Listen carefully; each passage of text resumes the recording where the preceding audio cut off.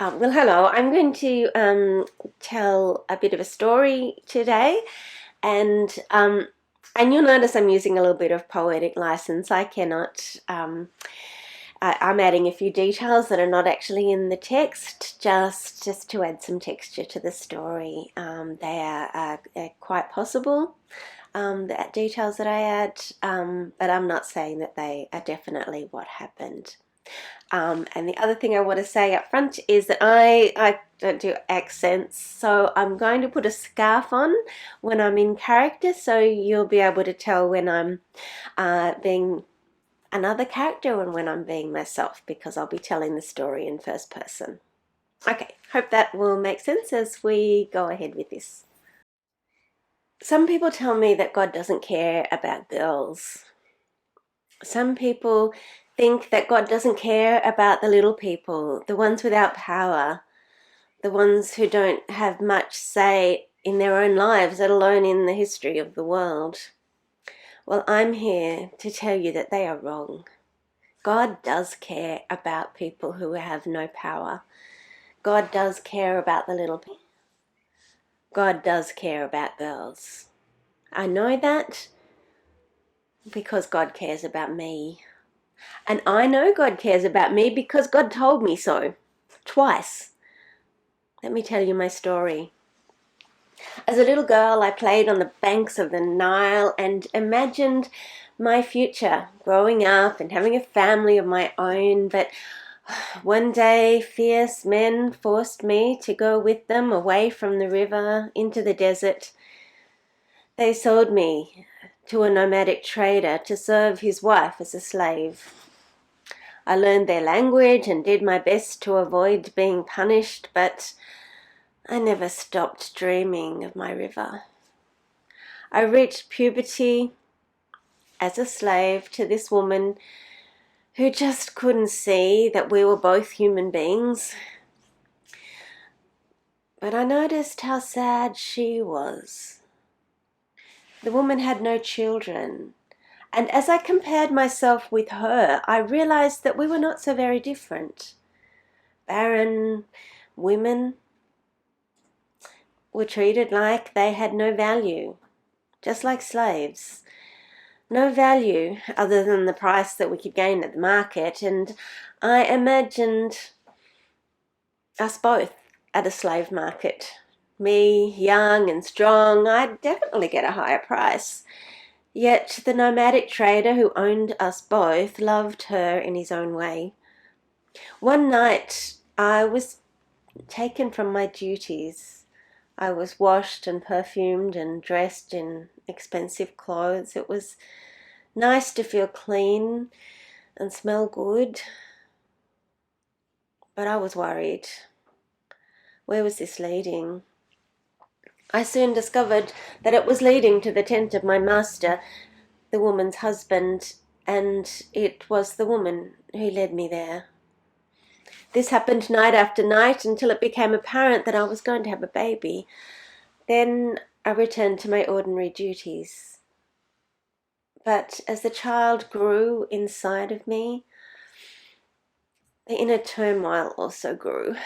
Anger, terror, helplessness, and now an overwhelming protective love for my child. This turmoil made me impulsive and reckless. Sometimes it expressed itself in smart comments towards the woman who could not conceive a child as I had. The woman could not tolerate that and demanded that her husband punish me. Well, I held my breath. Would the man show mercy for the sake of the child, his child within me? I guessed what would happen before he said it. And there it was. She's your slave, do as you like. And with these words, my troubles multiplied.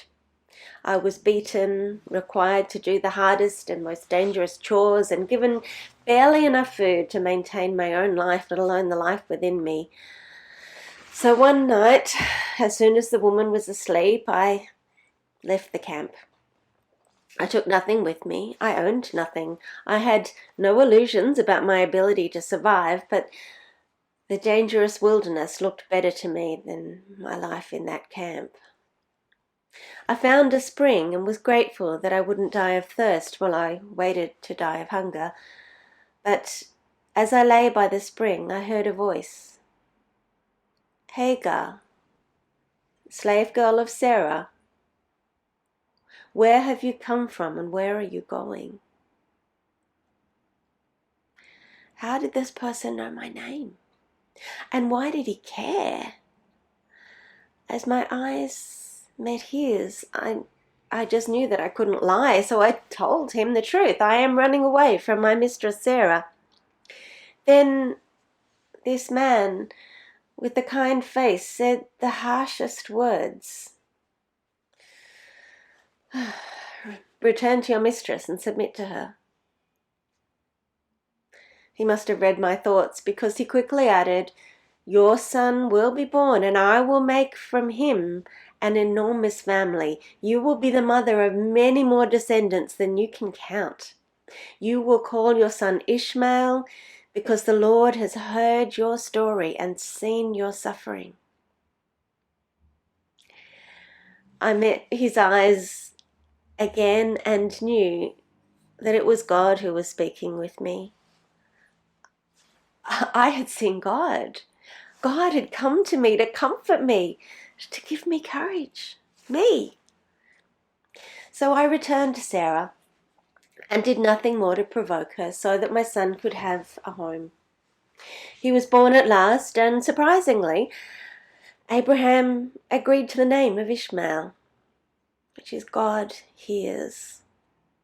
And so my son grew strong and wild and was the most beautiful creature in the world, and Abraham became attached to his son. For a while. But one day I noticed a smug expression on Sarah's face, and later noticed a roundness of her belly, and in due course Sarah gave birth to a son, and Abraham named him Isaac.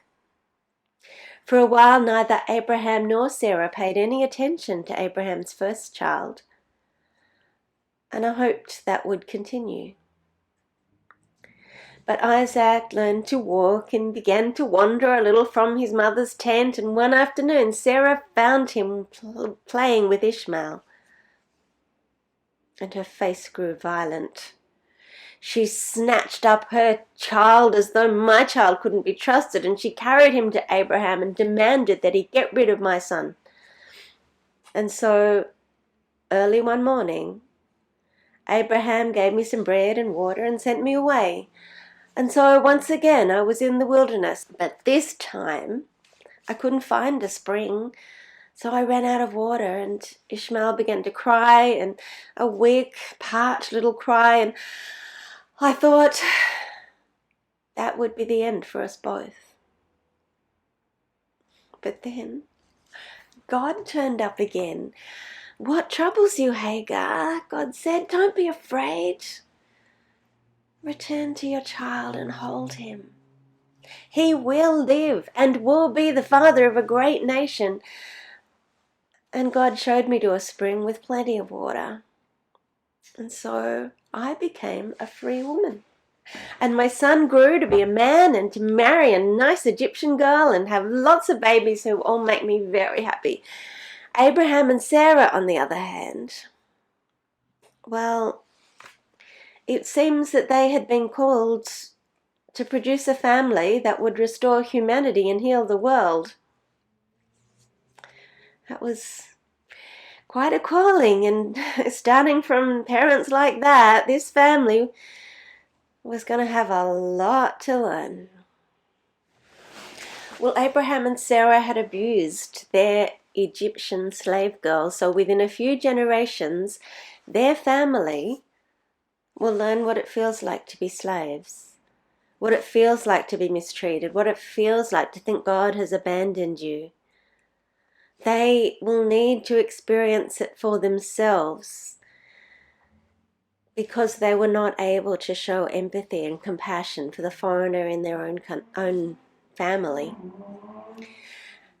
And then for the rest of their story in the scriptures, their prophets who are descended from them are going to remind those descendants, you were slaves in Egypt. You know what it was like. Maybe not you personally, but you have this collective ancestral memory. You know. So don't treat other people the way you were treated. They say history is written by the victors, and of course they're right. And we often read the Bible like that, from the perspective of those with power, those who have a voice and a lot to say. But when we look at Bible stories from the perspective of the victim, we see those stories in a whole new way. And we often discover that the victim's perspective is actually the perspective that God takes on the events. When God took on humanity and lived a human life, it was a victim's life that God lived. So we need to ask ourselves, if Abraham's perspective is the only perspective we have ever taken on this story, we need to ask ourselves that and consider other perspectives. Now, we do need to see ourselves as Abraham in this story, waiting decade after decade for God's promises to be fulfilled, wondering if God had really spoken or if we'd been hallucinating. And like Abraham, we've all been there, and we've all done the wrong thing in an attempt to make things work out right for ourselves. So we do need to see ourselves as Abraham, and we do need to see ourselves as Sarah in this story, feeling the shame of thinking that it is our fault that God's purposes seem to have been thwarted, trying to find some other way, some workaround to make it happen. We do need to do that, but we also need to see ourselves as Hagar, as the victim, caught up in the sin and faithlessness of others, as the one bearing the consequence of other people's abuse of power. If we have been abused, rejected, or powerless, we can take comfort in knowing that Hagar seems to be God's favorite character in this story. And if the Abrahams and Sarahs of this world leave us to starve in the wilderness, then we can be sure that God will find us there.